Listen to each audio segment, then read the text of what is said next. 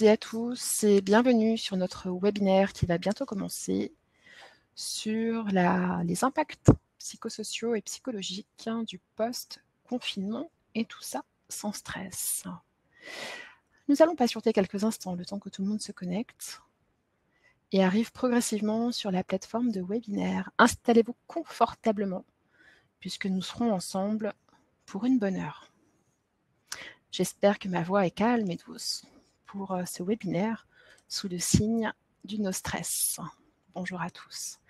Est-ce que vous voulez bien utiliser l'outil qui se trouve sur votre droite pour me dire que vous m'entendez bien et que vous nous voyez bien, s'il vous plaît? Ce qui évitera qu'on parle dans le vide pendant tout ce temps. Alors bonjour à toutes les personnes qui arrivent dans ce webinaire qui va commencer dans... Bonjour à tous. Bonjour à tous. Super, merci de vos retours. Vous me confirmez que vous nous entendez bien. C'est parfait, merci. Merci à tous. Alors ce webinaire va commencer dans quelques instants, sans stress, mais dans les temps.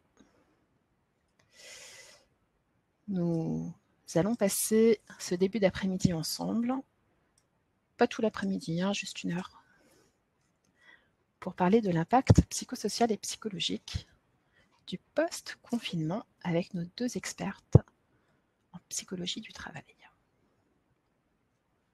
Alors installez-vous, bonjour aux personnes qui arrivent. Nous allons commencer d'ici 3-4 minutes. Vous avez encore le temps de vous connecter tranquillement.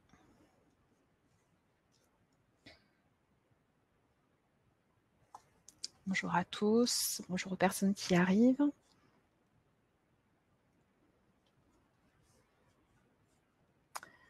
Vous êtes au bon endroit si vous êtes là pour aborder la question de l'impact psychologique, psychosocial de ce post-confinement, de cette crise sanitaire sans précédent.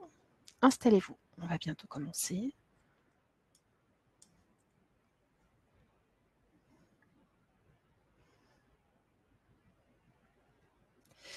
Bonjour à toutes et à tous.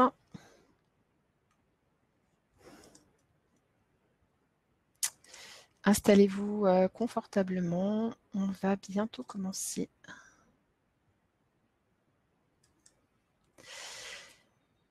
Vous êtes ici au webinaire qui va commencer sur les impacts psychologiques et psychosociaux de la crise du post-confinement, de cette crise sanitaire. On va bientôt commencer, le temps que tout le monde arrive sur la plateforme de webinaire.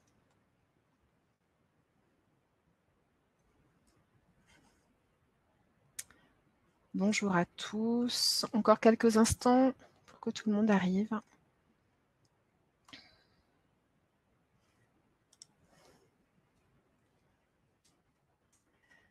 Bonjour à tous. Alors, je suis heureuse de retrouver des personnes qui nous suivent de webinaire en webinaire.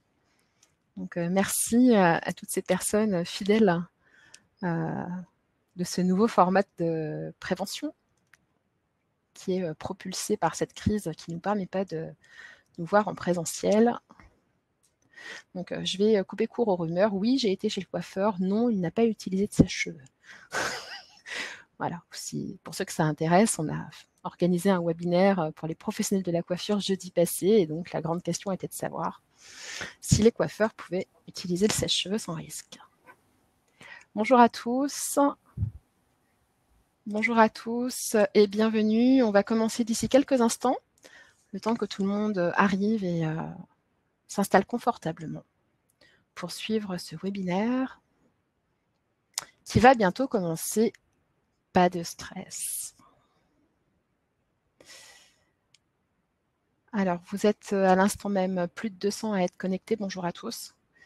Et on attend plus de 300 personnes. Alors, je vous propose d'attendre un petit peu. Pas longtemps, 2-3 minutes, le temps de courtoisie pour laisser le temps à tout le monde d'arriver à se connecter, d'être attentif. C'est pas tout d'être connecté. Et puis, on va commencer. Bonjour à tous.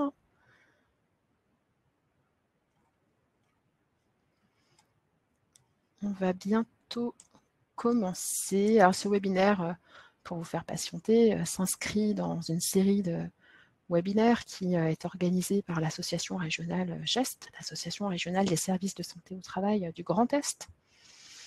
On a déjà eu quelques webinaires précédents et puis on continue avec celui-ci sous l'angle des risques psychosociaux et on continuera, c'est dans les tuyaux, avec d'autres thématiques. On vous tiendra évidemment au courant. Alors, bonjour à tous, je vous propose d'attendre encore quelques instants, le temps de laisser à tout le monde le temps de se connecter.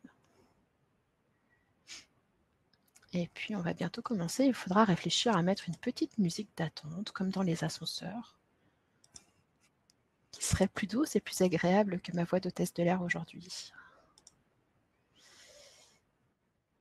Alors, bonjour à tous. On va se laisser encore quelques instants. Bon, tout le monde arrive. Il s'installe, sans stress.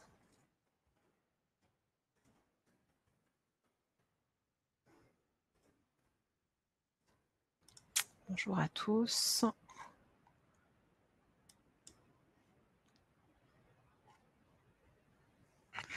Je vais vous proposer de commencer d'ici quelques instants, encore un petit peu de patience.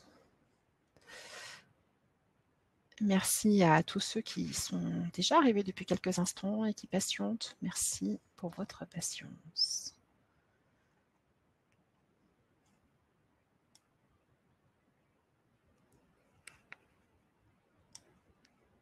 Bonjour aux personnes qui arrivent sur la plateforme. On va bientôt commencer ce webinaire sur les impacts psychologiques et psychosociaux du post-confinement de cette crise.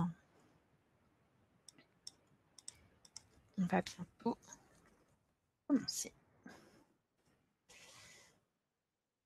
Écoutez, 14h05, c'est une bonne heure pour commencer. J'ai envie de dire oui, comme personne ne dit rien, qui ne dit rien consent. Bien, écoutez, je vous propose de commencer. Alors, bonjour à toutes et à tous. Ce webinaire aujourd'hui vous est proposé par GEST, l'association qui réunit les services de santé au travail du Grand Est. Nous attendons aujourd'hui un peu plus de 350 personnes, merci, à ce 4e webinaire consacré à la reprise d'activité sous l'angle de l'impact psychologique et psychosocial. Parmi vous cet après-midi, alors des entreprises adhérentes à l'un ou l'autre des services de santé au travail qui ont participé à monter ce webinaire, d'autres non, des partenaires, des institutionnels, d'autres services de santé au travail, on vous a vu. Et pas d'inquiétude, puisque les informations que nous allons vous donner aujourd'hui ne font évidemment pas cette différence-là. Ce qui nous réunit, j'ai un petit peu de mal cet après-midi, ce qui nous réunit, ce sont les questions que vous vous posez et les questions que nous vous apporterons. Alors, après 2 mois de confinement sans y avoir été préparés, nous voici à nouveau plus ou moins revenus dans l'entreprise. Nous n'avons pas tous vécu cette crise de la même façon. Surcharge de travail, activité partielle, décrochage. Combiner tout cela avec parfois des enfants dont il a fallu assurer les devoirs. Autant vous dire que la charge émotionnelle peut être lourde à porter. Crainte de la maladie, angoisse du retour au collectif, stress des transports en commun. Est-il possible d'aborder cette reprise sans stress? Voilà la question à laquelle nous allons répondre avec nos expertes. Je me présente, je suis Gaëlle Faure, responsable communication à AST67, l'un des services de santé au travail de Strasbourg. Cet après-midi, ce webinaire sera animé par Déborah Rotolo, psychologue du travail à AST67, Frédéric Gallois-Auman, psychologue du travail au STSA, service de santé au travail de Mulhouse. Pour ce qui est des questions, je vous propose de les envoyer par l'outil qui se trouve sur votre droite. Fabrice Parrain, ergonome opérationnel à la CST à Strasbourg, et Pierre Demonceau, psychologue du travail à Ardennes Santé Travail, sont dans les starting blocks pour répondre à vos questions. En fin d'intervention, je poserai quelques-unes de vos questions à vos expertes pour continuer la discussion. Ce webinaire durera environ 1 heure. Le replay et le support de présentation seront disponibles sur les différents sites internet des services de santé dont on vous donnera les liens à la fin de cette présentation. Je laisse la parole à Déborah Rotolo qui va vous présenter la suite de cette intervention. Oui, bonjour à tous, bonjour Gaëlle, bonjour Frédéric, je suis ravie d'être en votre compagnie avec ces nombreux participants pour aborder ce webinaire d'aujourd'hui. Avant de commencer, je veux juste m'assurer que vous m'entendiez bien. Oui, je pense que oui. Donc, je vais présenter donc aujourd'hui le sommaire de ce webinaire qui a pour objectif d'identifier les effets de la crise sanitaire actuelle sur les salariés d'un point de vue individuel et au niveau psychologique, également les effets de la crise sanitaire sur les collectifs de travail et sur le travail. Donc, on abordera également l'impact psychosocial de la crise sanitaire sur les entreprises. Cette question sera davantage développée par Frédéric qui prendra la main ensuite sur la partie des risques psychosociaux, puis nous conclurons sur les points de vigilance et les axes de travail prioritaires à garder en tête. Donc, on fera une petite synthèse par rapport à tout ça. Donc, pour repositionner un petit peu le contexte, la crise sanitaire, donc ça n'a échappé à personne, elle marque une réelle rupture dans nos habitudes de vie, d'un point de vue dans les sphères de vie sociale, familiale et professionnelle. On parle d'un véritable effondrement ou bouleversement des repères pour certains qui ont réellement volé en éclats. Et tous ces changements impactent bien évidemment les individus, qui sont aussi des salariés, et impactent le travail. Donc, comment envisager une reprise sans stress? C'est ce qu'on va essayer de voir ensemble aujourd'hui. Pour la question de l'après-confinement, le post-confinement qui a démarré le 11 mai. Cette date du 11 mai n'est pas synonyme d'un retour à la vie normale, comme vous avez pu le constater, mais principalement un retour au travail dans un environnement totalement inhabituel. Des situations de travail qui apparaissent, qui sont inédites. Pour y faire face, des changements profonds sont engagés, des changements profonds et des changements rapides qui impactent directement les salariés et les employeurs dans le cadre des décisions qui ont dû être prises de manière très rapide. Ces changements impactent aussi le travail. Il impacte la manière de réaliser le travail, la manière de s'organiser pour faire ce travail et bien évidemment les relations de travail qui sont maintenant conditionnées par la règle absolue de la distanciation sociale. Tous ces éléments, tous ces changements, bien évidemment, mettent à rude épreuve la capacité d'adaptation de chacun individuellement, mais aussi des collectifs de travail et des entreprises et des employeurs. Donc, chacun doit aller puiser au plus profond de ses ressources pour s'adapter à ces situations inédites. Tout cela n'est pas sans conséquence sur les individus qui sortent de cette période ou en tout cas qui continuent à passer cette période, qui sont éprouvés et les collectifs de travail sont aussi fragilisés par tous ces changements. Pourquoi la question de la prévention, de prévenir les effets de la crise sur les salariés et sur le travail? Parce que c'est un réel enjeu de performance pour les entreprises. Mais pour finalement les prévenir, il faut être capable de les identifier. Donc, on verra quels sont ces effets, quels sont les effets de la crise sanitaire et également comment les prévenir. Comment les prévenir et qui doit s'en charger pour aborder cette reprise et soutenir cette reprise de manière la plus sereine possible. Pour rappel, c'est quelque chose d'important, l'employeur est soumis à une obligation légale de moyens et de résultats en matière de protection et de santé physique et mentale des salariés. Ce qui veut dire que la responsabilité de préparer au mieux la reprise incombe à chaque entreprise et les dirigeants de ces entreprises également, bien sûr. Donc, avant de continuer, nous allons lancer un petit sondage. La question, c'est de savoir si vous avez déjà évalué les risques psychosociaux dans votre entreprise avant la crise sanitaire. Donc, voilà, nous vous invitons à répondre à ce sondage auquel vous pourrez répondre dans l'onglet à votre droite de votre écran. À côté de questions, il y a aussi l'onglet sondage. Donc, nous vous invitons à répondre à cette question. Est-ce que vous avez déjà envisager une évaluation des risques psychosociaux au sein de votre entreprise avant la crise sanitaire. Donc, premier élément, première partie que nous allons voir pour ce webinaire, l'impact psychologique de la crise sanitaire, les effets sur les salariés, et nous verrons aussi quelques pistes de prévention. Pourquoi est-ce que nous commençons par les effets psychologiques de la crise sanitaire? Pour la simple et bonne raison que ça a été la première demande des entreprises. Les entreprises se sont tournées vers leur service de santé au travail en début de confinement pour nous demander comment est-ce qu'ils pouvaient anticiper les effets psychologiques de la crise sanitaire sur les salariés. Donc, c'est la raison pour laquelle nous commençons par cet élément, mais nous verrons dans la suite de ce webinaire, et particulièrement dans la partie que Frédéric développera, que la question de la prévention de l'impact psychologique doit s'inclure ou doit être englobée dans une démarche de prévention globale, une démarche de prévention primaire et une démarche de prévention globale, principalement autour de la prévention des risques psychosociaux. Quand on parle de prévention primaire, c'est la prévention la plus en amont, c'est le fait d'identifier les risques pour les éviter, les limiter ou au mieux les supprimer. Donc, nous verrons que la prévention, la prévention des effets psychologiques et psychosociaux de la crise sanitaire doivent être engagés dans une démarche globale. Mais ces éléments-là seront davantage développés par Frédéric par la suite. Donc, ça n'a échappé à personne non plus. La période de confinement, puis la période de déconfinement correspondent à un contexte particulièrement anxiogène. Pourquoi ce contexte est anxiogène? Tout d'abord, le premier risque, c'est le risque de contamination, donc qui génère du stress.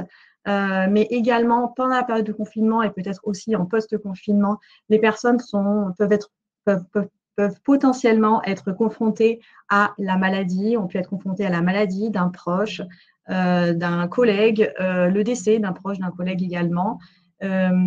Également, cette période de confinement a généré un très fort sentiment d'isolement ou au contraire, à l'inverse, un sentiment de manque d'intimité ou un sentiment d'intrusion. Donc, ces éléments-là sont aussi à prendre en compte. Cette période de confinement et de déconfinement génère aussi un sentiment d'insécurité économique sur les salariés, la peur de perdre son emploi ou l'appréhension, la crainte liée à la perte de salaire dans le cadre du chômage partiel, par exemple. Et également, un autre élément que Gaëlle a introduit à l'instant, un autre élément qui contribue largement à ce contexte anxiogène en période de déconfinement, c'est la question des conditions de reprise de l'activité. Donc, dans quelles conditions je peux reprendre l'activité en tenant compte des mesures sanitaires acceptables et suffisamment préventives, mais également dans quelle mesure je peux envisager ma reprise d'activité en tenant compte de ma vie familiale et de la question de la garde des enfants qui dépend de la réouverture des écoles, qui est très variable, et des conditions de réouverture, des conditions liées aux mesures sanitaires qui peuvent être mises en place dans le cadre de ces réouvertures. Donc, tous ces éléments contribuent à ce contexte anxiogène et bien évidemment, cela n'est pas sans conséquence sur la santé psychique des individus et la santé psychique des salariés. Une santé psychique qui est fragilisée, qui peut se manifester sous forme de détresse psychologique à travers, par exemple, des manifestations comme le stress, l'anxiété, la panique, des altérations de l'humeur qui peuvent être soit de la colère exacerbée ou au contraire une profonde tristesse. Également les troubles du sommeil, les troubles digestifs, ce qu'on appelle les troubles somatiques, etc., etc. Dans le cadre, ces éléments impactent bien évidemment au niveau individuel les salariés. La diversité des situations de travail qui a pu apparaître dans le cadre de cette crise sanitaire en période de confinement puis en période de déconfinement a aussi des conséquences qui vont avoir des conséquences sur son rapport au travail. Donc, la diversité des situations de travail, quelles sont-elles? Bien évidemment, le travail sur site versus le télétravail, le management à distance qui a pu se faire et également le management en présentiel, la continuité de l'activité en mode dégradé en opposition à la rupture professionnelle et le chômage partiel. Donc, cette diversité des situations se répercute sur son rapport au travail et a pu générer chez les salariés un sentiment d'injustice. On entend souvent, vous avez dû aussi l'entendre, la notion d'être préservé en étant en télétravail chez soi. À contrario, les personnes qui sont sur site sont davantage exposées, etc. Donc, ces éléments ont pu générer un sentiment d'injustice, parfois un sentiment d'isolement, un manque de reconnaissance ou le fait de ne pas suffisamment être pris en considération dans le cadre du manque des équipements de protection individuelle dont on a beaucoup parlé et qui, cette problématique est en train de se résorber actuellement, mais c'était une problématique au niveau national. La question aussi de la dévalorisation, un sentiment de dévalorisation des compétences. Donc, dans le cadre de la rupture professionnelle, les personnes qui sont à l'arrêt, qui ne travaillent pas actuellement, qui sont en rupture professionnelle, ont pu aussi développer ce sentiment de dévalorisation de ses compétences ou une perte de sens dans son travail. Donc, ce sont des conséquences sur les individus dans leur rapport au travail et donc qui ont des impacts aussi psychologiques. Le télétravail a eu également ses propres conséquences sur les individus. Le télétravail en mode dégradé dans un contexte inédit où il a fallu faire face, prendre des décisions rapidement, maintenir l'activité en mode dégradé et inventer, créer, construire de nouveaux dispositifs, de nouvelles manières de travailler de manière très rapide. Une hypersollicitation, un temps de connexion qui a largement augmenté aussi, la multiplicité des visioconférences, le téléphone qui fait que sonner, tout cela combiné à la gestion de la parentalité et de la vie scolaire qui a été un vrai défi, un vrai challenge à relever pour nombreux d'entre vous, avec bien évidemment un sentiment de déséquilibre entre vie professionnelle et vie familiale, tout cela n'est pas sans conséquence puisque ça génère un sentiment d'épuisement. Donc en post-confinement, ce sentiment d'épuisement est particulièrement présent. Le sentiment de surcharge mentale dont faisait référence Gaëlle en introduction est particulièrement présent. Donc, concernant, dans un tel contexte, la question qui vient, c'est comment arriver à réintégrer les salariés dans ce contexte, sachant que un temps de décompression, il apparaît évident, un temps de décompression, un temps de réadaptation, un temps de récupération, un temps collectif de récupération sont nécessaires et sont à prévoir pour permettre aux forces psychiques de se reconstituer, pour mieux se remobiliser dans son activité. La responsabilité de l'employeur est bien évidemment engagée dans la question de la réintégration de ses salariés. Quelques pistes d'action concernant l'accompagnement individuel. Je me permets d'insister une fois de plus sur le fait que l'accompagnement individuel en soi, dans un tel contexte, n'est pas suffisant.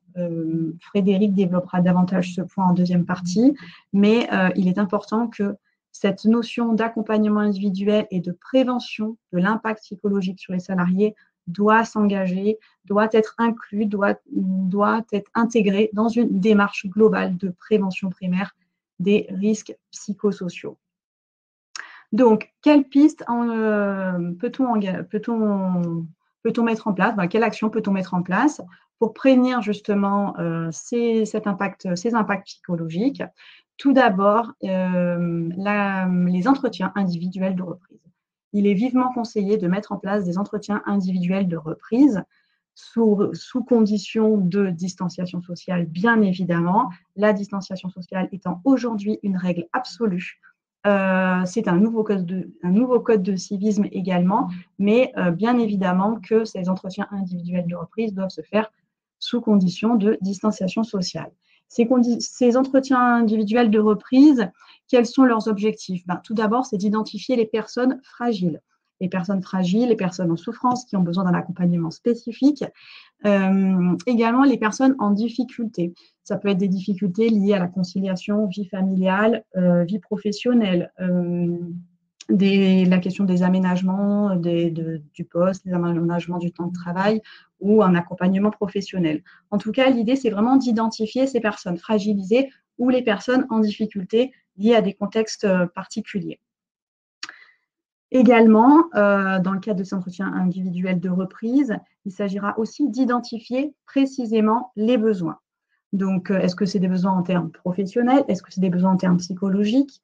Et ces besoins permettront ensuite de proposer un accompagnement adapté.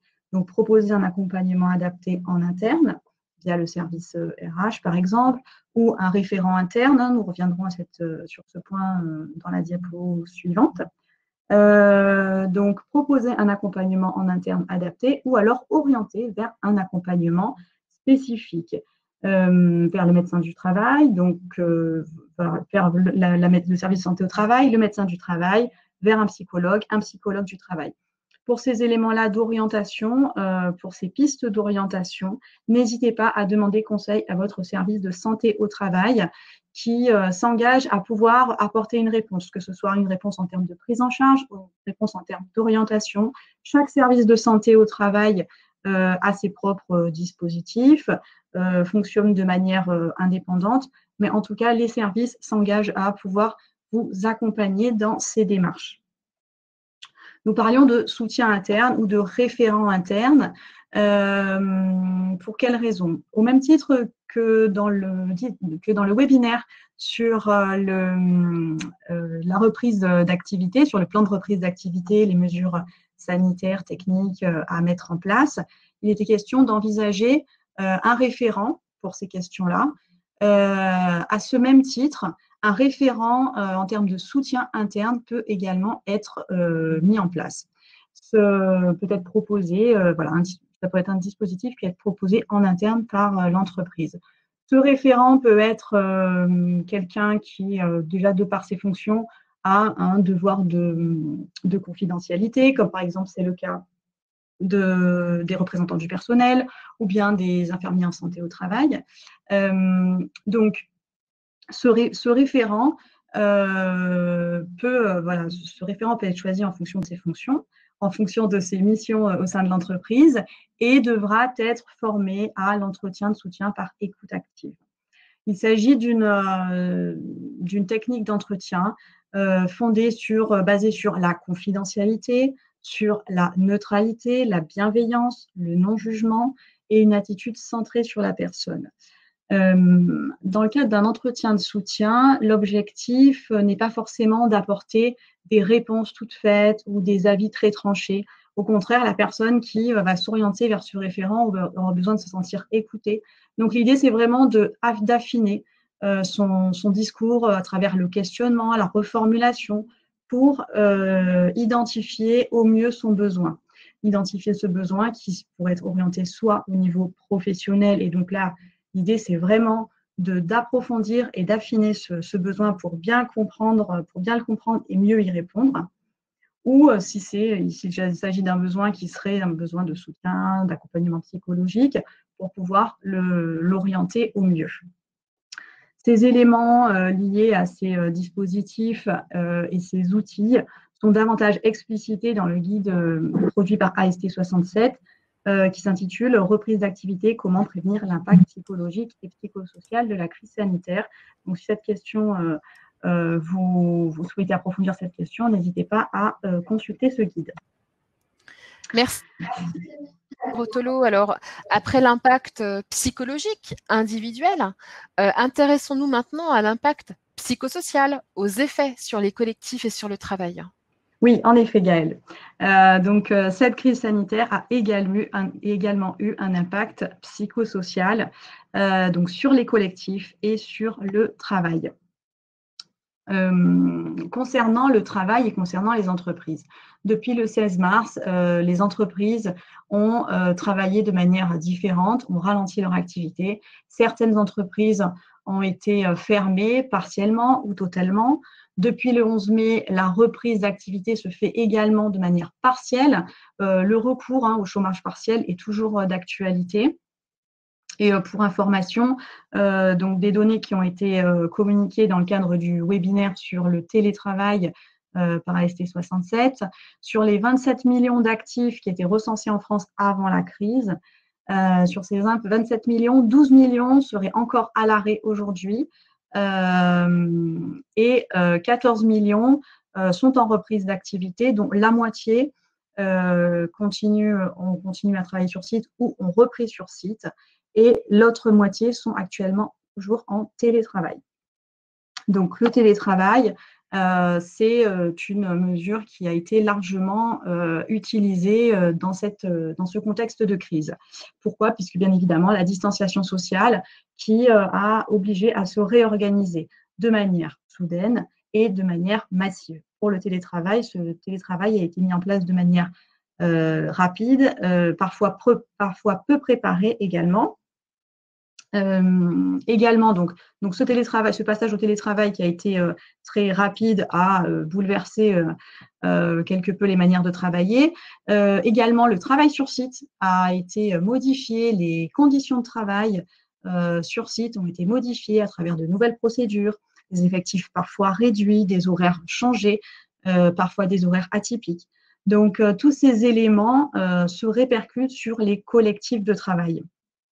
Ces éléments se répercutent sur les collectifs de travail en termes de clivage. Le clivage entre la vision cette vision un petit peu clivée qu'on a pu observer en post-confinement, en disant finalement, en période de confinement, il y avait les privilégiés qui étaient chez eux, il y avait ceux qui étaient au front. La réalité n'est pas aussi tranchée, mais en tout cas, ça a généré un sentiment ça a en tout cas généré un clivage et une fragilisation dans les collectifs de travail et une fragilisation de la cohésion d'équipe. Cette fragilisation, ces clivages peuvent générer des tensions, peuvent générer des conflits. Également, la distanciation sociale a pu aussi générer une diminution du sentiment d'appartenance à l'entreprise, au collectif. Les managers ont dû faire face aussi à des situations inédites, à des situations individuelles inédites pour lesquelles ils sont parfois démunis. Les managers ont aussi ce sentiment d'épuisement lié au management à distance. Et dans le cadre du télétravail, la perméabilité de la vie professionnelle et de la vie familiale privée a pu aussi générer un sentiment d'intrusion. Donc, comment réintégrer justement les équipes dans un tel contexte et en quoi c'est une question importante? C'est une question importante, la question des collectifs de travail, parce que la performance économique d'une entreprise ne repose pas uniquement sur la somme des performances individuelles, mais repose aussi et surtout sur la capacité des individus et des collectifs à fonctionner entre eux. Donc, comment intégrer les équipes dans ce contexte? Je vais laisser la suite de cette question à Frédéric. Alors, merci Déborah. Avant de laisser la parole à Frédéric, j'aimerais juste qu'on revienne sur le sondage qu'on vous a lancé en début d'intervention dans lequel on vous demandait si vous aviez déjà évalué les risques psychosociaux avant la crise, si vous l'aviez intégré à votre document unique. Et comme je suis quelqu'un de résolument optimiste, j'ai envie de dire que les réponses sont plutôt enthousiasmantes, plutôt encourageantes, puisque vous êtes 51% à avoir dit oui. Donc oui, le risque psychosocial était déjà un sujet avant la crise. La question est de savoir aujourd'hui quelle est sa place dans votre évaluation des risques aujourd'hui, puisqu'on va voir avec Frédéric Gallois maintenant que le sujet des risques psychosociaux, des RPS, est un sujet important à prendre en compte par vous, par les entreprises, car on a bien compris qu'il en va de la santé des salariés. Alors, quels sont les impacts de cette situation sur les facteurs RPS ? Bonjour à tous. Petit test comme mes collègues en termes de son, d'image. Tout est OK, ça a l'air bon. Donc, merci Gaëlle, oui, pour cette introduction. Effectivement, la question du sondage n'était pas anodine, puisqu'on va parler de ces facteurs de risque psychosociaux. Et comme Gaëlle l'a souligné, ces facteurs de risque psychosociaux ne sont pas apparus par la pandémie ou le Covid-19. Hein. Effectivement, on va parler de sujets qui peuvent être antérieurs et notamment dans la description de ces facteurs de risque, à savoir les 6 facteurs du rapport dit GOLAC, hein, qui date de 2011. Effectivement, on va retrouver des thématiques que Déborah a aussi déjà un petit peu présentées. Donc moi, je ne vais pas forcément être exhaustive dans les présentations en fait, des situations de travail que vous avez pu rencontrer dans, on va dire, le contexte qui nous réunit aujourd'hui, c'est-à-dire la reprise d'activité. Je vais vous donner quelques exemples, mais évidemment, ce sera à compléter et peut-être lors de l'échange par la suite. Hein. Ce qui est important quand même de retenir par rapport à ça, c'est que sur ces facteurs de risque psychosociaux, la question qu'on va se poser, c'est est-ce qu'ils ont été exacerbés, c'est-à-dire le niveau de risque a été augmenté de par les réorganisations, les impacts, confinement, continuité d'activité, risque épidémique, etc. Donc, augmentation d'un facteur de risque existant, diminution sur certains aspects, vous le verrez, peut-être, effectivement, une diminution du risque, en fait, hein, ou une disparition hein, aussi de certains risques, ou alors l'apparition de nouveaux risques. Hein. Donc, ça va être ces 3, finalement, fenêtres hein, que je vais tenter d'ouvrir avec vous tout de suite. Alors, quand on parle de risques psychosociaux, les RPS, hein, donc effectivement, on est sur 6 facteurs. Hein. Donc, je vais vous parler du premier facteur, et c'est bien là le bouleversement de la crise. Hein. On parle de la crise sanitaire, mais il n'y a pas que cet aspect-là, il y a aussi une crise du travail, en fait, hein, et des conditions de travail et de la santé au travail. Et c'est cette intensité du travail que Déborah a décrite, hein, notamment sur les réorganisations qui ont pu avoir lieu, puisqu'effectivement, je dirais, situation exceptionnelle, organisation exceptionnelle. Hein. Certaines entreprises ont été confrontées à des diminutions d'effectifs, à des fermetures, hein, donc des diminutions, voire un total arrêt hein, de l'activité. Il y a aussi eu on va dire des horaires hein, qui ont pu être bousculés. Là, en ce temps de reprise, on voit notamment des entreprises qui mettent en place des échelonnements hein, d'arrivée pour éviter les croisements à l'arrivée au poste, au départ. Donc, effectivement, un temps de travail hein, qui peut être modifié. Des glissements de tâches aussi. Hein. Là, vous avez peut-être dû, avec ce plan de reprise d'activité, réfléchir à des missions peut-être à mettre en pause ou à faire autrement, ou finalement à répartir le travail avec d'autres professionnels. Donc, effectivement, ces glissements de tâches ne sont pas anodins, hein, puisqu'ils vont générer de nouvelles activités et parfois aussi un inconfort hein, pour certains salariés qui ne seraient pas accompagnés ou formés. Ça a pu être le cas, notamment sur la mise en place de ce télétravail. Alors, je ne reviendrai pas sur les conditions de la mise en place du télétravail, parce que Déborah l'a bien fait, mais moi, je le précise, ce télétravail entre guillemets, et c'est volontaire. Effectivement, ce n'est pas le télétravail au sens où on pouvait l'entendre il y a de ça, 3 mois en arrière. Ce télétravail, c'est plutôt un travail à distance qui a été mis en place en situation en fait exceptionnelle, puisque ça faisait partie des mesures gouvernementales hein, qui étaient préconisées pour endiguer en tout cas la propagation du virus. Donc, quand c'était possible, et ça reste d'ailleurs la règle encore aujourd'hui, après le 11 mai, quand c'est possible, ce télétravail qui est parfois et souvent même à 100% pour certains salariés. Donc, effectivement, on voit une modification au niveau de l'intensité du travail, et je citerai, parce que souvent les chiffres, ça permet aussi de mesurer hein, l'ampleur, et c'est aussi pour ça qu'on a fait un sondage. Il y a une enquête qui a été menée par le cabinet Empreinte Humaine, et qui a montré notamment sur les effets du confinement la notion de rythme de travail. Et cette enquête a montré notamment donc, sur les sondés hein, qu'il y avait 31% qui déclaraient avoir continué effectivement alors à travailler, donc bien sûr à la maison, et avoir le sentiment de ne pas avoir de moment de répit. Hein. Donc c'était 51%, excusez-moi. 58% par contre qui estimaient que les journées de travail étaient beaucoup plus longues en fait en temps de confinement. On l'a ressenti, hein, certains salariés expriment cette impression en fait que le temps s'est un peu distendu et donc effectivement une notion de rythme qui a été bousculée. Et dernière chose, il y a 53% qui ont déclaré qu'effectivement on leur a demandé plus de travail pour compenser en fait ce qui ne pouvait pas être fait peut-être sur site. Hein. Donc ça, on va le ressentir encore maintenant après le confinement à la reprise et j'y reviendrai hein, sur cette volonté de rattraper, bien sûr, hein, rattraper la productivité perdue, le temps perdu, le chiffre, etc., etc. Autre aspect des risques psychosociaux, c'est le facteur autonomie. Alors, sur ce facteur autonomie, là, on peut notamment voir ce que je présentais en introduction, c'est le niveau finalement de risque. Sur la question de l'autonomie, la période qu'on a vécue, on s'est rendu compte qu'il y avait notamment des marges de manœuvre finalement et des espaces de liberté qui ont été augmentés dans certains secteurs et pour certains salariés.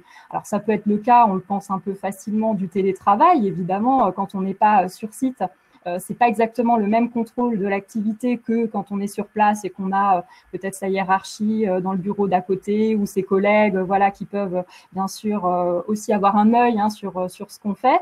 Mais l'autonomie, c'est pas seulement ça, c'était aussi la notion de créativité. On voit que beaucoup de salariés, beaucoup d'employeurs ont dû faire preuve d'une réactivité, d'une capacité d'adaptation très importante en repensant finalement complètement leur mode de fonctionnement et en apportant vraiment de nouvelles choses en fait, en étant innovants dans leur pratique. Et ça, c'est un facteur plutôt ressources psychosociales pour le coup, puisque là, effectivement, on est dans quelque chose de très positif pour la santé psychique. Par contre, une médaille ayant deux faces, hein. Bien sûr, on a aussi vu des restrictions, et les restrictions notamment au niveau de la mise en œuvre des mesures gouvernementales. Hein. Évidemment, il y a beaucoup de choses qui s'imposent à nous en tant que salariés, mais qui s'imposent aussi à nous en tant qu'usagers, habitants, riverains. Hein. On le voit effectivement, le port du masque, le respect des gestes barrières. Donc, il y a des choses qui se sont durcies en termes de cadre d'activité. Et donc, ces espaces-là qui pourraient sembler peut-être un petit peu moins contrôlés, où on a le moins le sentiment de pouvoir contrôler les choses et on a plutôt le sentiment de les subir. Autre chose par rapport à l'autonomie que je souhaitais souligner, c'est le cadre flou. En fait, le cadre flou, c'est quoi ? En fait, dans l'intensité du travail, je le disais, il y a eu des réorganisations, il y a eu des décisions qui ont été prises, mais qui ont pu flouter en fait les règles de vie et de fonctionnement habituelles. En fait, aujourd'hui, il est possible de faire des choses qu'on ne pouvait peut-être pas faire avant. Je reviens sur le télétravail, mais moi j'ai le souvenir de quelques entreprises où la question du télétravail n'était pas du tout à l'ordre du jour en fait hein, avant le confinement. Et là en fait, cas de force majeure, il n'y a plus eu le choix et donc tout le monde a pu passer en télétravail pour ces entreprises-là. Donc voilà, c'est un peu ces repères qui ont pu être bougés et ça ne va pas être anodin en termes d'accompagnement effectivement de la reprise et de l'avenir. Hein. Troisième facteur de risque psychosocial, évidemment, auquel on pense naturellement dans ce contexte, ce sont les rapports sociaux.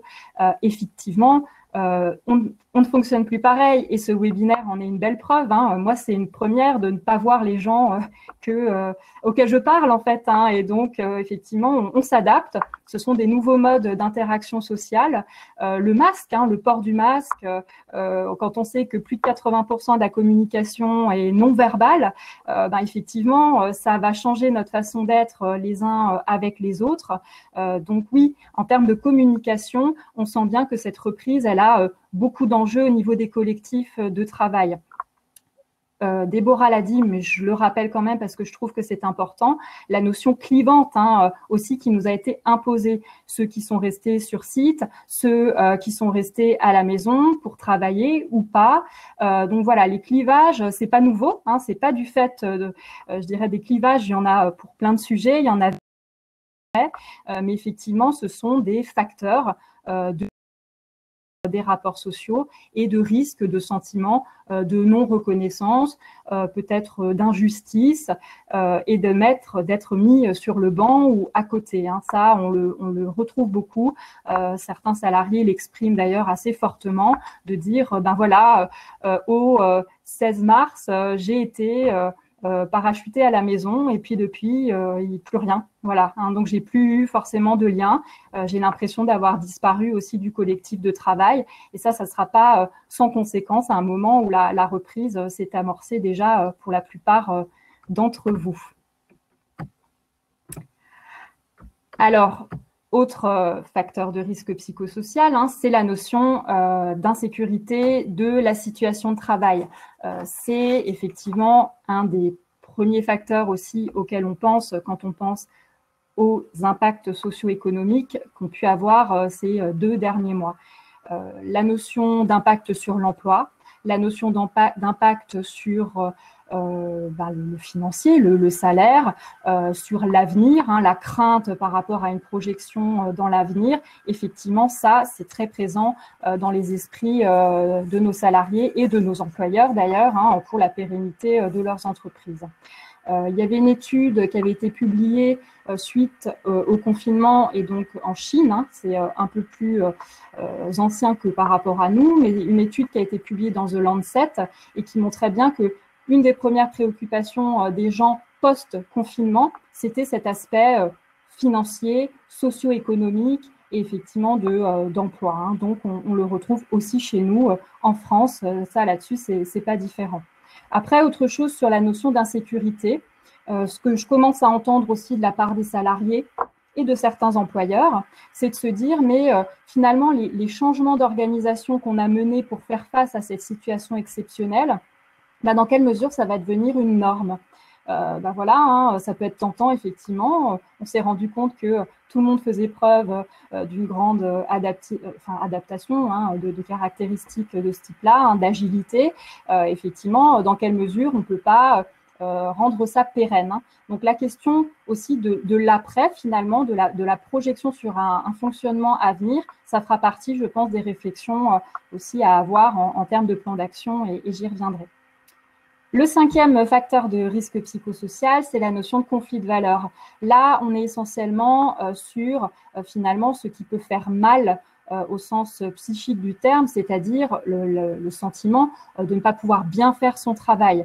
On l'a entendu, ça a été médiatisé, certains secteurs d'activité plus touchés que d'autres, hein, mais la sensation de ne pas bien faire, de ne pas prendre soin, hein, pour nos soignants, de devoir faire des choix non éthiques, hein, qui ont vraiment heurté vraiment au niveau émotionnel ces professionnels, mais ce n'est pas forcément que le lot des soignants. On retrouve ça aussi dans des secteurs d'activité où les personnes étaient confrontées à des conditions de travail qui ne leur permettaient pas de mener à bien, par exemple, des tournées sur de la livraison. Par exemple, dans le secteur de la grande distribution aussi, on a pu recenser certaines situations complexes. Sur des plateformes logistiques aussi, ça a été médiatisé notamment sur certains groupes. Enfin, voilà. Donc, cette notion de qualité empêchée, on la retrouve également et elle devra aussi être accompagnée puisque la reprise ne veut pas dire que tous les moyens, hein, même si bien sûr Déborah l'a souligné, hein, en termes de moyens de protection, il y a des choses qui se sont débloquées, hein, au fur et à mesure des semaines et heureusement, mais ça ne suffira peut-être pas à rattraper, hein, peut-être la perte de sens pour certains au moment de ce confinement ou de cet arrêt d'activité. Dernière chose, je l'ai un petit peu introduit avec les conflits de valeurs, c'est la partie exigence émotionnelle. Effectivement, pour nos salariés qui ont été en prise directe avec la maladie, avec la mort, la peur aussi pour soi, pour les autres, d'être contaminant, d'être un vecteur effectivement de contamination, mais aussi l'impact de finalement adopter les gestes barrières, je l'ai dit pour le masque, hein, mais ça vaut pour d'autres choses, hein, se mettre à distance des autres. Selon le public auquel on a affaire, c'est plus ou moins bien compris. Hein, donc ça peut être le cas dans le médico-social, comme ça peut être le cas chez vos clients. Pour être cliente de certains endroits, on voit dans certaines files d'attente de l'impatience. Voilà, on sent que ça marche plus ou moins bien selon les personnes, hein, ce côté un peu finalement plus cadré, plus long, donc effectivement avec des réactions plus ou moins virulentes. Hein. Moi, j'ai eu un retour de certains salariés dans la grande distribution qui me partageaient le fait que depuis le 11 mai, voilà, gérer la distanciation, les mesures barrières, c'était devenu plus compliqué. Autant pendant le confinement, ça se passait plutôt bien, mais là maintenant, voilà, il y a plus de mal à faire respecter ces consignes-là.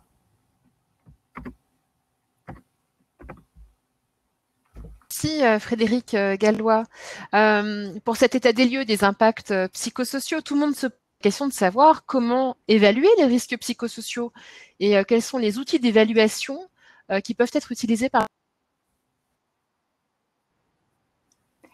Alors oui, tout à fait. Donc, il y a des réponses, il y a des outils. J'ai vu d'ailleurs, alors j'ai pas pu voir toutes les questions, mais on y reviendra, des personnes qui se posaient la question des questionnaires. Hein, donc, je vais donner quelques réponses. Alors, ce qui est certain, c'est que moi, j'ai vraiment axé sur la partie, évidemment, des risques psychosociaux.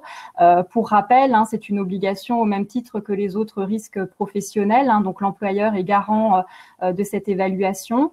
Et si vous aviez des questions par rapport à d'autres risques, hein, le risque physique ou biologique, ben, je vous invite à regarder le replay du webinaire que la ST67 a fait sur le document unique qui permettait de répondre plutôt à ces questions-là. En tout cas, pour la partie psychosociale, là aussi, hein, il y a eu quelques dossiers, hein, quelques situations médiatisées sur justement des grandes enseignes ou des grands groupes qui n'auraient pas pris en compte hein, finalement l'évaluation de ces risques psychosociaux dans leur organisation, dans leur plan de continuité d'activité, puisque c'était à ce moment-là. Hein.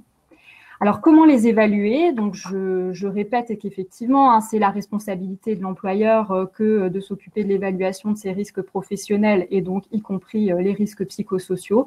Dans le cas du document qui s'appelle le document unique, hein, donc ce document qui permet d'identifier les facteurs de risques auxquels sont exposés ces salariés en fonction des métiers qu'ils exercent. Hein. Alors évidemment, c'est pour ça que la question, donc c'est bien 51% ont déjà fait leur évaluation des risques psychosociaux, donc c'est formidable. Vraiment, on vous encourage parce que c'est quand même un beau chiffre, hein, je trouve. Effectivement, donc ceux qui ont déjà fait leur évaluation des risques psychosociaux, l'idée, ça va être de la mettre à jour en fait hein, par rapport au contexte qui est le nôtre, hein, c'est-à-dire une reprise d'activité dans un contexte qui reste un contexte d'épidémie circulante. Hein, donc effectivement avec ces aspects d'organisation à repenser, peut-être ces équipes qui reviennent sur site alors qu'elles se sont pas vues pendant j'allais dire 2 semaines, ça aurait été bien, mais non 2 mois.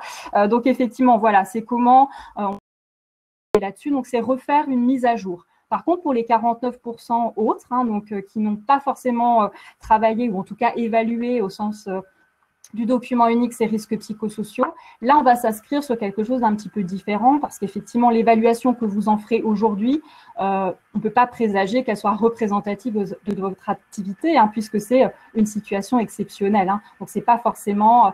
voilà, c'est à faire. Hein, je ne suis pas en train de dire qu'il ne faut pas le faire, mais effectivement, il y aura peut-être un deuxième temps à prendre pour réfléchir aux situations de travail initiales, en fait. Hein. Donc, la démarche, ce qui est préconisé, comme pour les risques professionnels autres, c'est bien sûr une démarche la plus concertée et collective possible. L'employeur, il est responsable, mais l'employeur peut aussi déléguer à certaines ressources en interne ce pilotage, hein, par exemple des services ressources humaines ou des services qualité, hygiène, sécurité, environnement. Donc voilà, il peut avoir des ressources en interne qui vont finalement l'épauler sur le pilotage. En revanche, il reste le décideur final sur le plan d'action en fait et les moyens hein, qui seront mis en œuvre pour diminuer ou en tout cas supprimer les risques lorsque c'est possible. Hein. L'association des salariés, elle est vraiment plus que préconisée, les salariés et leurs représentants, donc bien sûr les CSE, les C2S-CT lorsqu'ils existent. Hein. Et bien sûr, nous, on vous encourage hein, à solliciter les services de santé au travail puisque votre médecin du travail est entouré d'une équipe pluridisciplinaire qui va pouvoir vous apporter des éclairages sur différents champs, que ce soit technique, organisationnel et psychosocial. Donc, n'hésitez pas à les solliciter. Je dis juste que l'état des lieux, en fait, que permet cette mise à jour du document unique ou en tout cas ce questionnement, en fait, il est utile aussi en matière de plan de reprise d'activité. Moi, j'ai pas mal d'entreprises que j'ai eues en ligne pendant le confinement qui, dans le cadre se sont posées des questions sur les risques hein, et donc finalement ça peut leur donner pas mal d'indications pour mettre à jour leur document unique en fonction de la réflexion qu'ils ont eue en termes d'organisation, etc. Et donc, puisque on a parlé on va dire du comment, mais plus concrètement, moi je vous présente 3 outils en fait qui ne sont pas des outils propres à l'évaluation des risques en lien avec la pandémie, hein, c'est vraiment pas propre à ce contexte, mais ce sont des outils d'évaluation des risques psychosociaux. Hein, donc, il y a 3 outils. Le premier outil de l'INRS s'appelle l'outil Faire le point. Comme son nom l'indique, c'est un outil intéressant pour faire un état des lieux hein, par rapport aux facteurs de risque psychosociaux. Alors, l'idée générale, hein, c'est vrai que je ne le redirai pas pour les 3 outils. En fait, pour pouvoir faire votre mise à jour, poser ces questions en introduisant, par exemple, voilà, dans le contexte qui est le nôtre, à savoir une reprise d'activité, est-ce que nous avons eu, par exemple, des difficultés à gérer l'intensité du travail? En fait, ça peut être une petite phrase voilà, introductive à la question ou les questions hein, qui figureront dans les différents outils. Et comme ça, vous posez le cadre. Et effectivement, ça permet de faire une mise à jour pertinente et plus facile. Hein. Donc, l'outil Faire le point, 2 versions. Une version générique, donc tout secteur d'activité confondu, et une version spécifique pour le secteur sanitaire et social. Il est préconisé, enfin, en tout cas, il a été élaboré au départ pour des entreprises de moins de 50 salariés. Il est très utile en termes d'évaluation des risques puisqu'il vous fait le travail, dans le sens où il permet en fait de calculer automatiquement le niveau de risque en fonction des réponses que vous donnerez à une 40aine de questions. Donc ça, c'est vraiment le principal avantage de cet outil. L'autre avantage, c'est que c'est un outil qui est directement disponible en ligne sur le site de l'INRS. Donc, vous avez les liens hypertexte, hein, vous pourrez vous y référer. Et donc, effectivement, on remplit son formulaire. Alors, on remplit, je ne l'ai pas précisé, mais je l'ai dit tout à l'heure, ce sont des outils de questionnement collectif. Ils n'ont aucun intérêt en auto-questionnaire qu'on distribuerait à chaque individu, chaque salarié dans l'entreprise. Ils ne sont pas faits pour ça. Il existe des questionnaires, ça peut être un autre outil, mais je n'en parlerai pas aujourd'hui. Mais effectivement, les questionnaires à destination individuelle de chaque salarié de l'entreprise, c'est une autre façon d'aborder le sujet. Là, on vous a quand même plusieurs fois rappelé que ce temps de rupture qui a pu être celui des salariés avec leur employeur et leur lieu de travail, l'idée, c'est de reprendre du collectif. Alors, je sais bien que revenir, on a des contraintes. On ne va pas tous se mettre à 20 dans une pièce, on est d'accord, mais effectivement, le but, c'est quand même de recréer du collectif et on peut réfléchir à le faire. Et il y a des parades très certainement partout dans toutes vos entreprises. Donc, je reviens sur mes outils. Donc, cet outil Faire le point, plutôt pour les entreprises de moins de 50 salariés et intéressant parce qu'il vous fait un rapport complet avec un tableau de bord ensuite pour créer votre plan d'action. Donc, c'est des outils qui sont créés automatiquement, donc ça peut vous faciliter les choses. Deuxième outil, pour les plus de 50 salariés plutôt, toujours de l'INRS. Alors là, c'est l'outil donc RPS DU, RPS risques psychosociaux DU, document unique. C'est un document qui n'est pas informatisé. Donc là, il y aura un petit travail de mise en forme peut-être de votre côté. Alors ça, vous pouvez vous faire accompagner aussi là-dessus. Hein. N'hésitez pas à solliciter vos interlocuteurs au niveau des services de santé au travail. Une vingtaine de questions.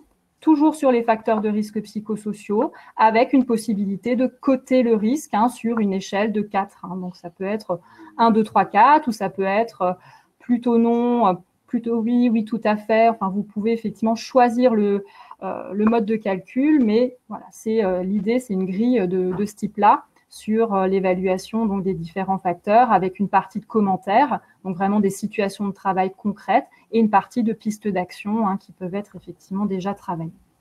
Dernier outil, l'outil de l'ANACT, qui s'appelle donc alors prendre en compte les risques psychosociaux dans le document unique, mais on le comprend et on l'entend souvent plutôt sous la méthode en fait d'analyse des situations problèmes. C'est une méthode qui a été déclinée en un jeu, donc un jeu de plateau, donc un jeu qui peut être utile aussi à finalement organiser le débat, organiser les échanges. Là, c'est une autre façon de fonctionner puisqu'en fait, l'idée de cet outil de l'ANACT, c'est vraiment de travailler tout de suite, d'entrée de jeu, sur les situations qui posent problème. On ne va pas tourner sur les facteurs de risque psychosociaux, c'est un peu inversé, c'est-à-dire qu'on va vraiment partir d'une situation réelle, datée, située dans le temps, enfin vraiment avec des enchaînements d'événements. Et de cette situation, l'idée du groupe, ça sera de travailler sur quelles sont les causes en fait de cette situation, quelles ont été les conséquences et ce sur quoi on pourrait agir pour que ça ne se reproduise pas ou en tout cas qu'il n'y ait pas les mêmes effets. Voilà, donc c'est un peu une autre gymnastique de l'esprit, mais l'idée des trois, c'est vraiment d'ouvrir un dialogue qui peut être accompagné en tout cas avec des intervenants externes comme les services de santé au travail. Merci Frédéric. Alors, une fois les RPS évalués, vient maintenant le temps de la prévention, comment les prévenir. Alors, que faire pour éviter l'apparition des risques psychosociaux? Sur quel levier axer la prévention? Alors, je ne vais pas vous donner de solution miracle, je ne vais pas vous donner non plus de modèle clé en main, ça n'existe pas, hein. Vous avez bien compris qu'effectivement tout ça, ça va dépendre de votre contexte, ça va dépendre de comment ça s'est passé pour vous et pour vos salariés durant ces derniers mois et puis effectivement avec cette reprise qui s'est amorcée là il y a quelques semaines. Donc, le but n'est pas d'être exhaustif, je vous donne des pistes, hein, mais je pense qu'effectivement, ça sera à débattre par la suite. Hein. Alors, premier facteur sur lequel on peut travailler, c'est effectivement l'intensité du travail.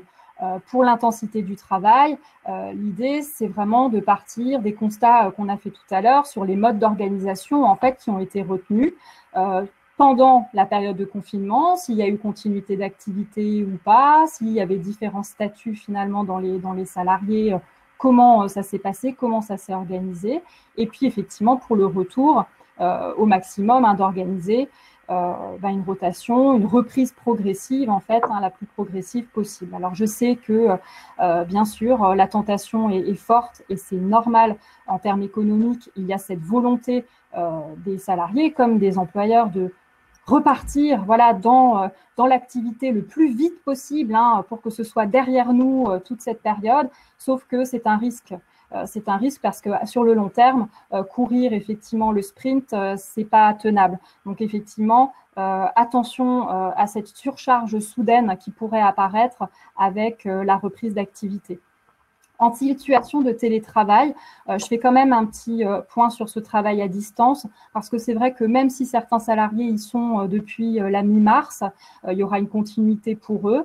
Mais je dirais à titre d'organisation et de prévention pour l'avenir, réfléchissez-y. Réfléchissez effectivement à la manière dont ce télétravail est organisé. Quelles sont les plages de connexion qui sont acceptables? Quelles sont les modalités de suivi de l'activité? Comment on rend visible finalement un travail qui est invisible parce qu'il n'est pas fait sur place et il est fait à distance? Donc, je pense que la réflexion, il n'est jamais trop tard pour l'avoir. Donc, si vous ne l'aviez pas eu, et ça vaut surtout pour les entreprises qui n'ont jamais fait de télétravail, c'est quand même 2/3 des salariés qui ont été mis en télétravail alors qu'ils n'en avaient jamais fait auparavant. Donc, il peut y avoir une réflexion autour de ces modalités d'organisation. Puis, dernière chose, ça revient un peu sur la notion du temps, de réfléchir à des horaires d'arrivée, de départ, à échelonner. Pour ceux qui utilisent les transports en commun, ça peut être une piste, parce que c'est vrai que pour eux, c'est aussi, ça rajoute en fait à du stress les déplacements. Actuellement, c'est de loin pas aussi fluide qu'avant. Donc, une option, mais pour d'autres salariés aussi, voilà, dans un but d'éviter les croisements à l'arrivée et au départ des salariés. J'ai parlé d'autonomie et j'ai insisté sur le fait un bon point à retenir de tout ce que nous avons vécu, c'est peut-être voilà, les espaces de liberté et de créativité qui ont été mis à disposition des salariés et avec lesquels je pense que certains employeurs et certaines équipes se sont rendus compte du possible de ces professionnels. Donc, continuons sur cette lancée, en fait. Continuons à réfléchir ensemble à ce qui est possible de faire. Alors, certes, il y a des directives nationales, certes, il y a certaines règles qui sont préconisées, mais on peut se les approprier, on peut y réfléchir dans les entreprises en fonction des conditions d'activité des uns et des autres. Il y a des plans, notamment de conduite à tenir en cas de doute pour un salarié, de suspicion en fait de contamination. Tout ça, ça peut en fait, l'entreprise peut se l'approprier. C'est pas des choses forcément à appliquer au pied de la lettre pour toutes les mesures. Sur la question de l'assouplissement, je l'ai dit, effectivement, le caractère est exceptionnel, donc certaines décisions sont là pour faciliter les choses, les règles habituelles bougent un petit peu et la consultation des salariés, elle a vraiment un intérêt en termes de bonnes pratiques. C'est ce qu'on a dit et on le répète. Peut-être que là, sur les 2 semaines qui se sont écoulées, vous aviez pensé à des choses en termes de plan de reprise, et puis dans leur application, vous vous rendez compte qu'effectivement, ça ne fonctionne pas ou qu'il y a peut-être une autre façon de faire. Vous pouvez réajuster, rien n'est gravé dans le marbre. À ce jour, je pense qu'effectivement, on peut laisser de la place à ce genre de décision actuellement. Dernière chose, c'est l'accompagnement sur effectivement des missions que les salariés n'auraient jamais tenues auparavant. Ça vaut pour l'utilisation de certains outils comme par exemple les outils informatiques, mais ça peut être le cas aussi pour tous les glissements de tâches dont on a parlé. Dans un secteur quel qu'il soit, je pense à certains secteurs industriels où en fait des salariés ont dû tenir des postes, utiliser des machines qu'ils n'utilisaient pas, voire très peu en tout cas auparavant. Donc, importance aussi de rééquilibrer les connaissances et d'accompagner ces situations. Alors, sur les rapports sociaux, on me questionne beaucoup en ce moment sur ces sujets-là, effectivement. Comment on fait pour pallier les clivages, cette notion de différence en fait, de statut des uns et des autres et de différence de vécu. Il n'y a pas forcément non plus là de solution toute faite, mais je pense quand même qu'à un moment donné, de pouvoir échanger sur le vécu de chacun et se rendre compte que finalement, peut-être que moi, j'ai travaillé à la maison et j'ai eu peur. Peut-être que j'ai aussi ressenti de la peur. Et peut-être que mes collègues qui étaient sur site avaient aussi peur. Et pourquoi on a eu peur? Voilà. Donc, se rejoindre finalement peut-être sur des sentiments, se rejoindre peut-être sur des points bloquants. Tiens, j'ai peut-être eu le sentiment de manquer d'informations. Puis je me rends compte qu'en fait, sur site, ils n'en ont pas eu plus que moi. Voilà. Bon, ça peut rassurer. Donc, c'est à un moment donné repartager quelque chose de l'ordre de on l'a vécu ensemble, on l'a peut-être vécu à distance, on l'a peut-être pas vécu de la même manière, mais effectivement, on était quand même ensemble. Donc, ce temps d'accueil, il peut être individuel, Déborah l'a dit, mais il peut être aussi, bien sûr, collectif. Garder le lien, si ce n'était pas fait auparavant, avec les salariés qui sont à distance, qu'ils soient absents pour des raisons diverses ou qui sont en travail à distance.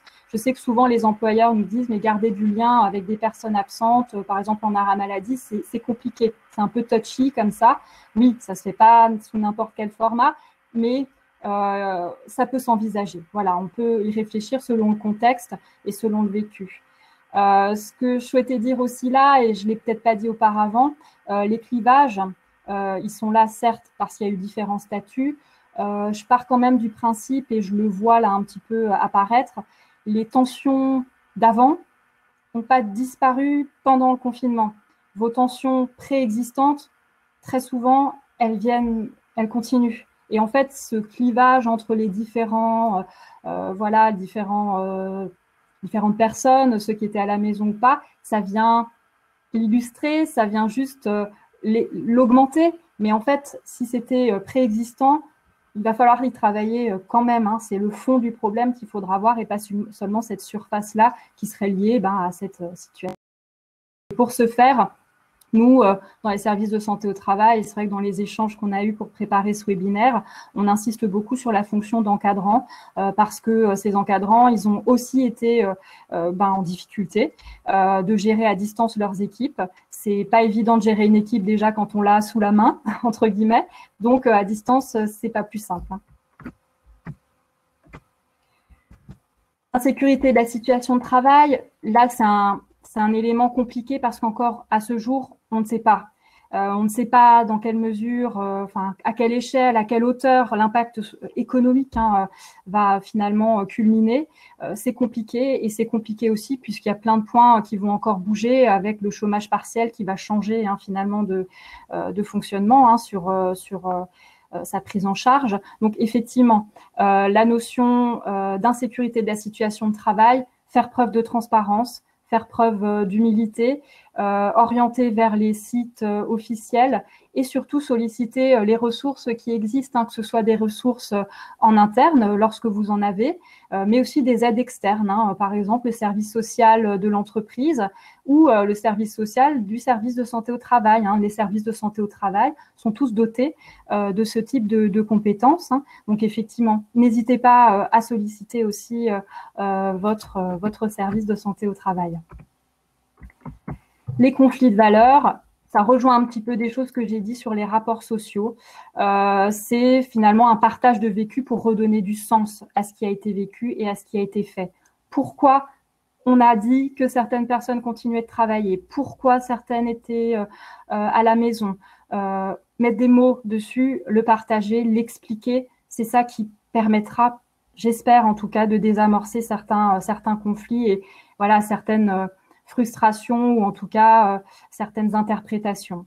Autre chose, se dire aussi que c'est pas fini. Hein, Déborah l'a dit, la reprise, là, c'est pas on reprend comme avant, ça va être progressif. Et se dire aussi que dans ce contexte-là, en situation exceptionnelle, finalement, quels sont les critères de qualité dans lesquels on se retrouve, on se reconnaît?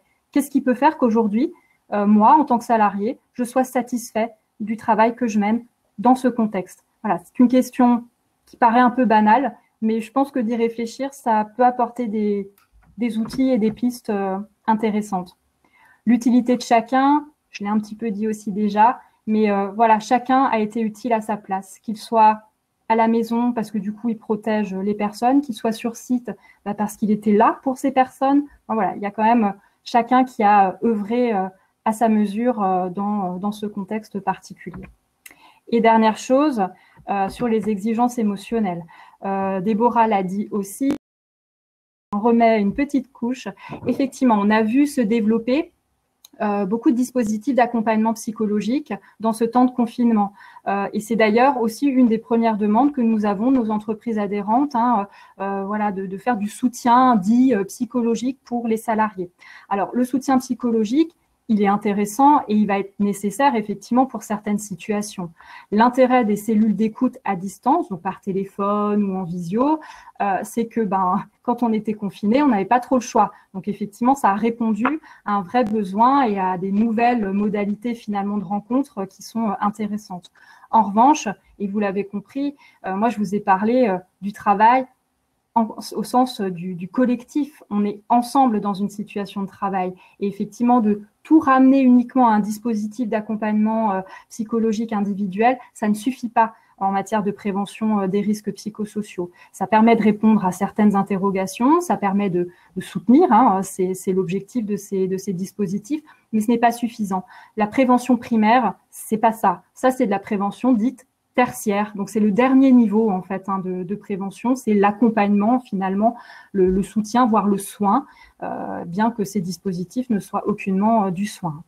Donc, dans les exigences émotionnelles, je vous inviterai plutôt à réfléchir à nouveau sur des aspects d'organisation du travail. Je m'explique. Dans la colère, par exemple, qui pourrait être exprimée de façon agressive, peut-être qu'il y a des tensions, des frustrations par rapport notamment à la mise en place des gestes barrières, au fait que les files d'attente soient plus longues, au fait que oui, certains rayons ne sont plus achalandés comme avant.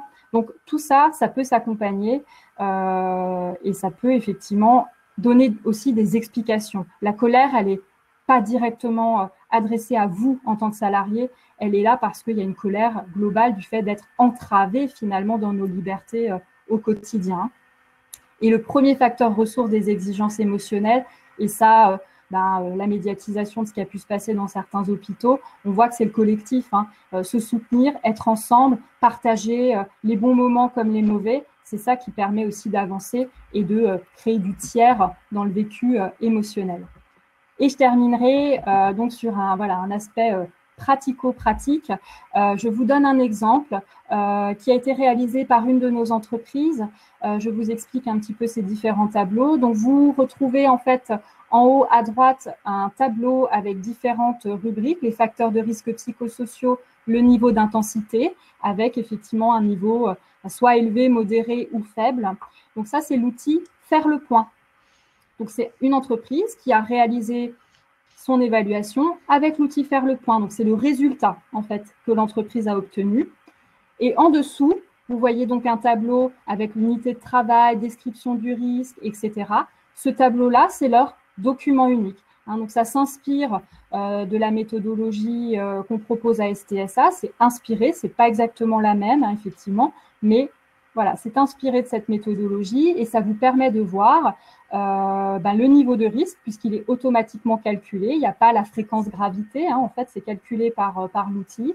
Vous avez le risque, donc les exigences émotionnelles, les mesures de prévention qui existaient auparavant, les actions retenues par l'entreprise et ensuite des délais ou des personnes en charge. Donc, ça peut être une formule. Voilà, c'est quelque chose sur laquelle, en tout cas, vous pouvez réfléchir pour la suite.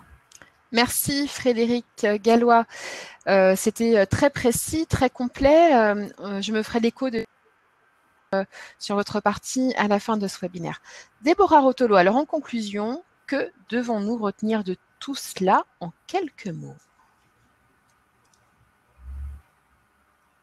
Je passe au diaporama.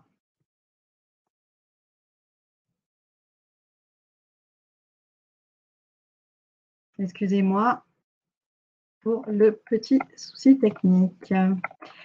Que retenir en quelques mots? Donc, en effet, on a vu que dans ce contexte, dans ces contextes inédits, dans cette situation qui est totalement inédite, dans cette situation de travail qui sont inédites, l'objectif est de redonner du sens au travail. Pour redonner du sens au travail, il s'agit pour les entreprises d'être plus que jamais visionnaires. L'idée est de redéfinir un cap, définir un nouveau cap, définir de nouveaux objectifs communément partagés qui reposent sur des valeurs collectives.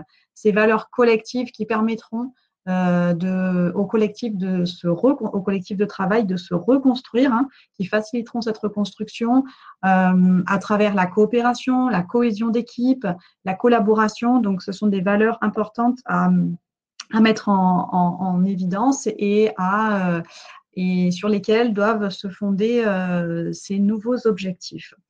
Également, une population à particulièrement accompagner et soutenir, ce sont les managers. Les encadrants de proximité qui, déjà de base, sont une population particulièrement exposée aux risques psychosociaux et qui le sont d'autant plus aujourd'hui, actuellement, dans ce contexte. La question de la communication est aussi quelque chose de très important. C'est un point de vigilance. Donc, communiquer de manière rassurante, c'est très important. Quand on parle de communication, on parle aussi bien de communication descendante, donc dans la diffusion d'informations, mais aussi de la communication ascendante. La communication ascendante qui passe par le retour du terrain, le retour des salariés en situation de travail, en situation de réel, par rapport à ces nouveaux dispositifs. L'idée étant d'ajuster et de réajuster, ne pas hésiter à réajuster régulièrement les nouveaux dispositifs mis en place pour qu'ils s'adaptent au mieux à la réalité du travail. Et pour qu'ils s'adaptent au mieux à la réalité du travail, bien évidemment, ça passe par le retour des personnes qui réalisent ce travail-là. Également, n'hésitez pas à remercier les efforts d'adaptation, à valoriser ces efforts qui ont été faits. Comme on le disait tout à l'heure, la capacité d'adaptation a été soumise à rude épreuve ces derniers temps. Donc, il ne faut pas hésiter à remercier et à valoriser tous ces efforts qui ont été faits dans ce sens. Enfin, dernier élément qui est vraiment très important, investir le temps nécessaire pour reconstruire et accompagner les équipes. Quand on parle d'investissement, ça sous-entend aussi avec un retour sur investissement. Donc, ce temps les moyens qui seront mis en place pour reconstruire les équipes, accompagner les équipes, et donc ce temps qui sera aussi déployé à ça, il faut le voir comme un investissement qui permettra aussi de soutenir la reprise dans de meilleures conditions. Dernier mot pour la fin, la performance économique dépend principalement de la performance sociale, d'où l'intérêt de de travailler dans ce sens à destination des équipes, du collectif de travail, à la reconstitution de ces collectifs de travail et enfin, l'adaptation à la situation d'aujourd'hui déterminera fortement la capacité de reprise de demain, la reprise de demain et le maintien et le soutien de la reprise de demain. On en a terminé pour cette présentation, pour ce webinaire, en espérant que vous avez pu obtenir les réponses ou au moins une partie des réponses à vos questions. Certaines documentations ont été citées dans le cadre de ce webinaire. Elles sont dans le support de présentation qui sera disponible avec le replay de cette présentation. Donc, concernant les guides, les dossiers IMRS aussi. Également, parmi les partenaires institutionnels, l'ANACT, le réseau ANACT-ARACT a également mis en place un dispositif pour accompagner les TPE et les PME, donc les entreprises de moins de 250 salariés, dans cette reprise ou cette poursuite d'activité. Il s'agit du dispositif Objectif reprise TPE-PME. Donc, n'hésitez pas à vous renseigner auprès de ce réseau ANACT-ARACT pour en savoir davantage sur ce dispositif. Également, la CARSAT a mis en place des subventions à destination des entreprises de moins de 50 salariés pour les aider à financer les dispositions, les mesures techniques, sanitaires pour pouvoir maintenir l'activité sans risque. Je vais donc m'arrêter là avec cette dernière diapositive qui présente les différents services de santé au travail qui ont contribué à l'élaboration de ce webinaire. Et je laisse la parole à Gaëlle. Merci Déborah, merci Frédéric pour cette intervention très, très complète et très précise. Alors nous avons reçu bon nombre de questions par écrit auxquelles ont répondu Fabrice Parrain de la CST et Pierre Demonceau d'Ardennes Santé Travail, que je remercie. Et donc je vais juste me faire l'écho de 2-3 questions. Alors, on dépasse un petit peu sur le temps, mais j'ai envie de dire qu'on va se l'accorder. Je me fais l'écho de la question de Catherine qui demande quels sont ces outils qui permettent de ramener dans le collectif. On a compris que ramener les salariés dans le collectif était important après cette période de confinement qui nous a tous éloignés les uns des autres et même dans les préoccupations. Du coup, quels sont les outils pratiques, très pratiques, qu'on peut mettre en œuvre pour ramener nos salariés dans le collectif ? Frédéric, tu veux répondre? Alors après, effectivement, on m'entend? Ouais. Oui, c'est donc voilà, ça paraît idiot, hein, mais c'est par l'écoute, hein, beaucoup. Et c'est vrai que dans la notion d'écoute, et Déborah en a dit quelques mots, la notion d'écoute active, de pouvoir effectivement ouvrir des espaces de discussion de ce type-là, avec ce type d'outils-là, hein, de techniques finalement d'écoute, je pense que ça peut déjà amener beaucoup. Après, tu voulais dire… Oui, je voulais aussi, parce que des questions similaires ont été posées pendant le webinaire. La question, il existe, alors on a fait des propositions de pistes dans le guide d'AST 67 sur des conseils en prévention, des conseils précis et assez pratiques dans ce sens. Il me semble important que la reconstitution des collectifs de travail passe par une évaluation des risques psychosociaux. C'est toujours pareil. L'idée, c'est vraiment d'identifier ce qui dysfonctionne aujourd'hui.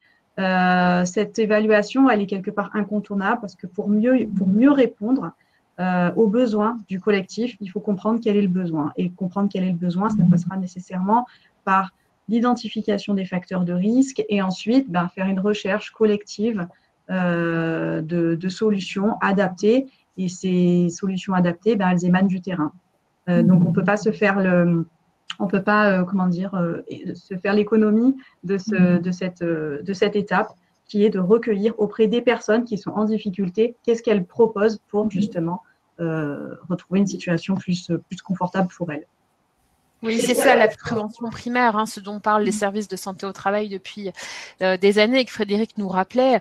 Passons par l'évaluation des risques plutôt que par la prévention tertiaire qui constitue à soigner, à être dans l'accompagnement à la fin du process. Alors, j'ai une deuxième question. Oui, juste, Gaëlle, je rajoutais un élément pour cette question. N'hésitez pas à mobiliser l'existant. Vous avez déjà mis des choses en place qui fonctionnent très bien dans votre entreprise. Cette situation, ce contexte inédit fait qu'on a tendance parfois à oublier ce qui a très bien fonctionné par le passé, mais ce qui a très bien fonctionné par le passé peut encore très bien fonctionner aujourd'hui. Donc, vous avez des ressources en interne, vous avez déjà mis en place des choses qui ont des résultats très, très intéressants, très positifs. Donc, n'hésitez pas à remobiliser ça. Oui, les entreprises et les salariés savent faire des choses encore aujourd'hui. Ouais. La deuxième question tourne autour de prévention, approche collective et approche individuelle. Alors, on en a parlé en filigrane tout long, mais je pense que c'est important de revenir là-dessus. Pourquoi les risques psychosociaux s'abordent de manière collective et pas de manière individuelle? Parce que le travail, c'est la force du collectif. C'est-à-dire c'est le contexte social le plus, je dirais, un des plus importants. En tout cas, c'est notre trépied dans la vie. Il y a la vie familiale, la vie sociale hors travail et la vie travail. Donc, effectivement, travailler au sens d'une activité, c'est mobiliser, bien sûr, son soi, c'est le sujet, mais dans un environnement collectif, avec d'autres personnes, pour d'autres personnes. Donc, effectivement, c'est déjà ça la première raison. Et après, pour le côté très pratico-pratique au sens du document unique, on évalue les risques en fait en fonction d'unités de travail. On parle d'unité de travail, une unité de travail. Alors, parfois, dans certaines circonstances, ça peut être une personne, quand il n'y a qu'un seul salarié, effectivement, sur une unité de travail. Mais en général, on parle à l'échelle de services ou de types d'activités qui sont réalisées par plusieurs personnes. Donc, c'est pour ça qu'on a des outils qu'on préconise, en tout cas, plutôt au niveau collectif. Et je crois qu'on a bien retenu l'idée de la prévention en amont de l'évaluation des risques de manière collective. En tout cas, moi, c'est ce que je retiens de votre intervention, s'il fallait en retenir deux mots essentiels. Je vous propose qu'on en termine là. Est-ce que Frédéric ou Déborah, vous avez quelque chose à ajouter ou une question qui m'aurait échappé dont vous voudriez vous faire le relais, à laquelle on n'aurait pas répondu durant le webinaire? Non, mais à part le fait que n'hésitez pas à prendre contact avec votre service de santé au travail pour ces questions-là qui sont bien évidemment des démarches à engager, qui nécessitent une réflexion, du temps, des techniques, des outils, des méthodes. Donc voilà, n'hésitez pas à solliciter des services de santé au travail qui pourront vous aider en direct ou vous orienter si besoin. C'est une belle conclusion. Merci à toutes les deux. Merci à nos intervenants qui ont répondu à vos réponses écrites et merci à tous d'avoir assisté à ce webinaire sur les impacts psychologiques et psychosociaux de ce post-confinement. Il nous reste à vous souhaiter un bon après-midi sous le signe du soleil et sous le signe de la sérénité. Alors, bon après-midi et prenez soin de vous.